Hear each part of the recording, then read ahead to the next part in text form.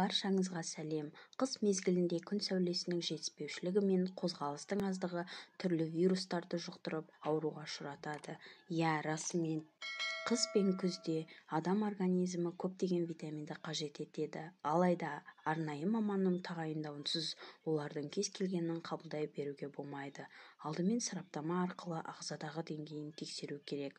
Сонымен қатар бізге дәрумендердің көп мөлшері бар тағамдарды біліп жүру де артық етпейді. С витамині. Қыста адам ағзасында тапшы болады, сондықтан үнемі суық тиіп жатады. Ағзадағы С витамині жеткілікті болу үшін цитрусты жемістер, апельсин, қызанақ, болгар бұрышын жеу керек. Ашытылған қырыққабатта да С дәрумені өте көп. Б тобындағы витаминдер. Егер олар жеткіліксіз болса, онда сіздің ерніңіз жарылып, тырнақтарыңыз бен шаштарыңыз сынғыш болады. Сондай-ақ бұл топтың дәрумені жетіспесе, сіз жиі ауруға бой алдырасыз. Бұған жол бермеу үшін күрішті, жұмыртқаны, сүт өнімдерін, жаңғақтарды, қарақұмық пен қызылшаны жеу керек. Е дәрумені. Ол жасушаларды оттегімен қамтамасыз етеді. Жоғарғы психикалық стрессті жеңуге көмектеседі.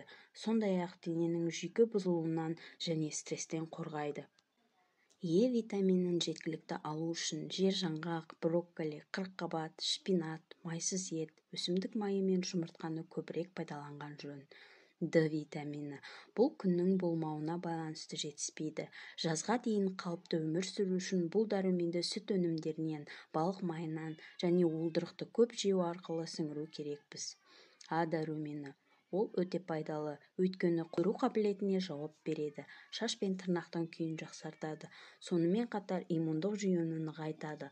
Ол сүтте, балықта, сәбізде, ақжелкенде, өрікте, жұмыртқада көп кездеседі.